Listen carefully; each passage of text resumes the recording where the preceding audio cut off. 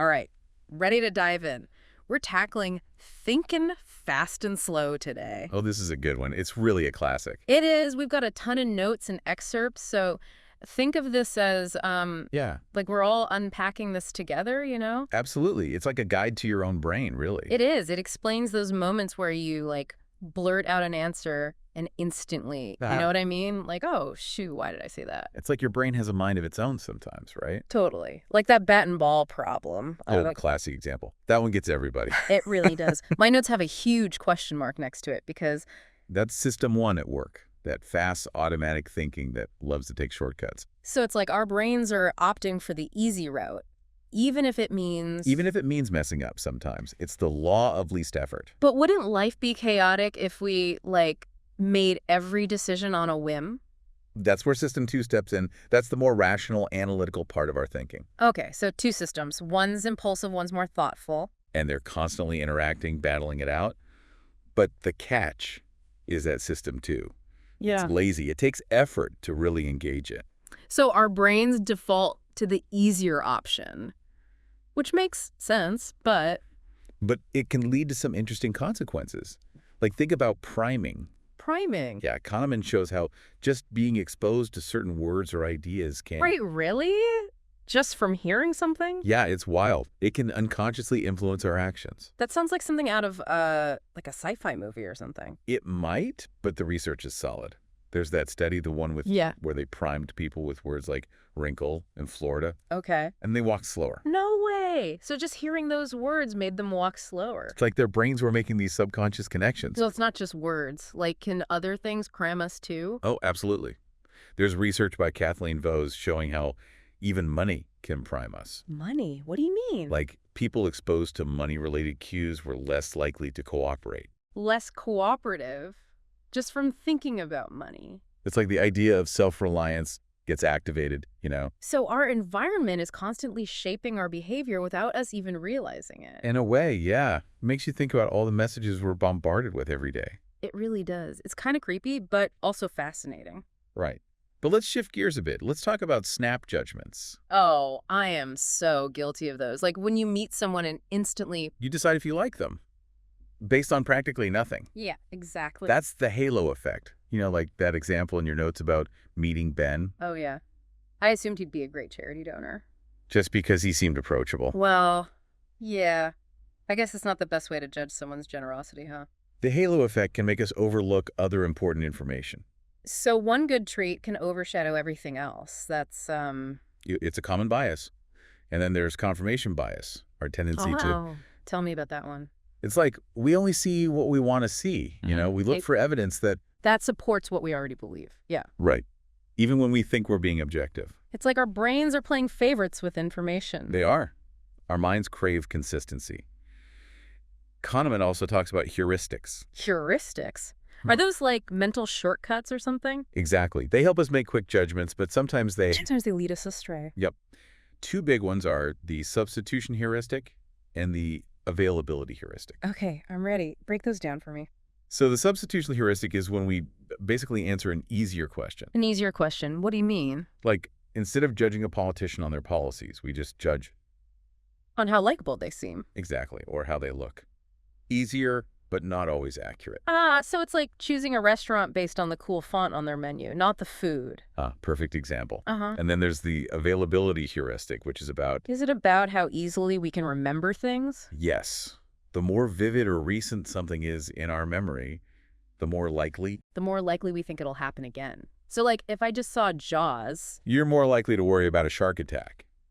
Yeah, even though the odds are super low, our emotions really color our perceptions. It's like we're living in our own personalized reality show. We kind of are. But knowing about these heuristics can help us, right? Absolutely. It's about becoming aware of these mental traps. This is making me realize that nothing is as straightforward as it seems. That's a great insight. And speaking of things that aren't straightforward, what about statistics? Oh, statistics are definitely another area where our intuition can go haywire. Totally. That's where base rate neglect comes in. It's this common error where we ignore the actual probabilities. I think I need an example for this one. okay, so imagine you're in a city where 80% of taxis are red and 20% are yellow. Okay, got it. You see a taxi in the distance, but can't tell what color it is. Well, based on those percentages, I guess it's probably red. Right, but a lot of people would guess yellow. Maybe because they recently saw one. Or just because yellow is a more noticeable color. Exactly. They neglect that base rate, that statistical probability. So we latch onto the most vivid or exciting possibility, even if it's statistically unlikely. We love a good story, even if it's misleading. And then there's regression to the mean. Okay, what's that one about? It's about how extreme results tend to even out over time. Like if your favorite basketball player has a crazy good game, then next time. They're probably not going to score as much. So it's about not overreacting to those ups and downs? Exactly. It's understanding that fluctuations are normal. But let's move on to memory. Oh no, are you telling me my memories can't be trusted either? Well, let's just say our memories are more like interpretations of events. Interpretations, not like perfect recordings. Right. Kahneman talks about two memory selves. The experiencing self. Hold on, two selves. Now I'm really confused. The experiencing self is all about the present moment, the raw feelings. Okay, I get that. And then the remembering self looks back and tries to make sense of it all. Ah, so like the storyteller. Exactly. And guess which one usually dominates our memories? The storyteller. The one who wants to create a neat narrative. You got it. And this leads to things like duration neglect, where we ignore. Do we ignore how long something actually lasted? And focus on the peak moments and the ending. So a short, intense experience could feel more memorable than a longer, boring one. It's all about how our brains prioritize certain moments. It really makes you question everything. It does. I'm seeing my own life story in a whole new light now. That's the beauty of this book. And this brings us to two different mental states. Cognitive ease. Okay, I'm ready for more mind-bending concepts. Hit me with it. Cognitive ease is like cruising on autopilot. Your mind's relaxed. That sounds nice. It is. But also means system one is in control, so... So we're more prone to those mental shortcuts we talked about. Exactly.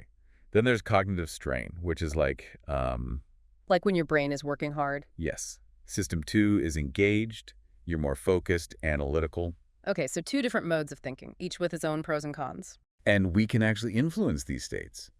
Like repetition can induce cognitive ease. So like if I hear something enough times, I'll start to believe it. It can make it feel more true, even if it isn't. Whereas challenging information, That would trigger cognitive strain. Makes sense. we can hack our own brains to think in different ways. It's amazing, really. But does this mean we can actually choose which system to use? It's not that simple, but by understanding these mechanisms... We can become more aware of how our minds work. It's like we're getting a behind-the-scenes look. Exactly. But where does rationality fit into all of this?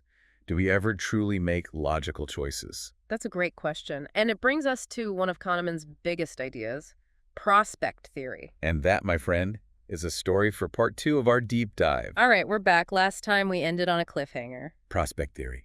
It's where things get really interesting. Okay, I'm intrigued. What's this prospect theory all about? It challenges that traditional economic idea. You mean the one that says we're all like perfectly rational decision makers? Right. Kahneman says, no way. Our choices are all messed up. Messed up? Like, what do you mean? By cognitive biases, especially loss aversion, how much we hate losing things. Oh, yeah. I hate losing way more than I like winning. Exactly. It affects us all. Imagine this. You can have $500 guaranteed. Okay, I like the sound of that. Or a 50-50 chance of winning $1,000 or winning nothing. So both have the same average payout, but Most people take the sure thing, even though they could win more. I think I would too. But change it up. Guaranteed to lose $500 or 50-50 chance of losing $1,000 or nothing. Oh, now I'd gamble. To avoid that sure loss, Yeah, we're wired to hate losing. makes sense. I can see how that plays out in real life. Like, Investing, negotiating, it's everywhere. And then there's reference points. reference points. What are those? It's about where we start from when judging gains and losses. Like how much money we had before. Imagine two people, they both end up with $5 million. Okay, both pretty happy, I assume. One started with $1 million and gained $4 million. The other started with $9 million and lost $4 million. Oh, so they're both at the same place, but one feels way better. It's about perspective, yeah. Even with same outcome. I see. So like those buy one, get one free deals? We focus on not missing out instead of the actual value. And diminishing sensitivity, right? Like losing $100. Feels worse if you only had $200 to begin with. Then if you had 1,000, yeah.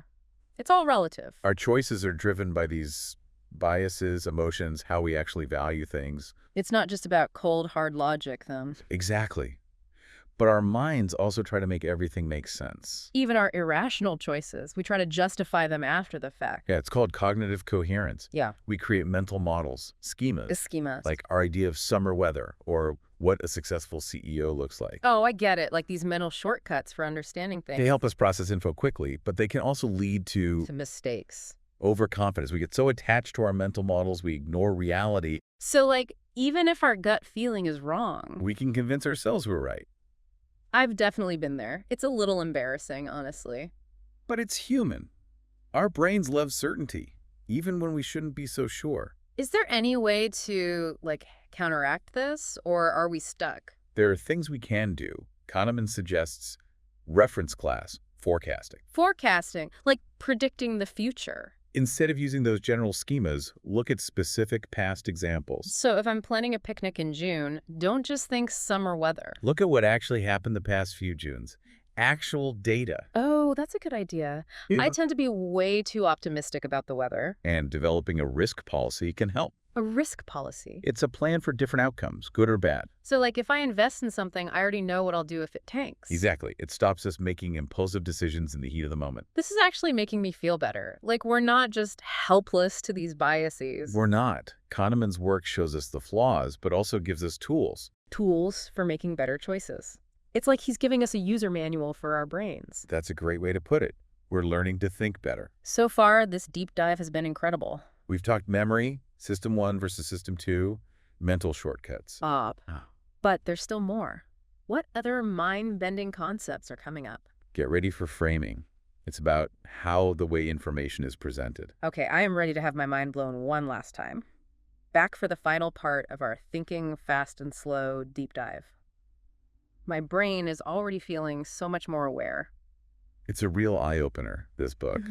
And now the grand finale, framing. Okay, lay it on me. What's framing all about? It's how the way information is presented, you know? Yeah. It can totally change our choices, even when the facts are the same. Interesting. Give me an example. Imagine you're a doctor. You have two treatment options for a patient. Okay, I'm with you. You can say option A has a 90% survival rate, or Okay. option B has a 10% mortality rate. Oh, wow, yeah. Both mean the same thing, but they sound totally different. Right. We gravitate towards the positive framing, even if It's the exact same outcome. our brains love to take shortcuts, and framing plays right into that. So it's not just about the facts, it's about the emotions those words evoke. Exactly. And this is everywhere. Yeah. Advertising, politics, even the news. So how do we, like, protect ourselves from this? Are we just doomed to be manipulated? Awareness is key. Once you understand how framing works, You can start to see through it, like knowing a magician's tricks. exactly, you become a more critical thinker. Kahneman gives us this framework for For understanding not just ourselves, but the world around us, too.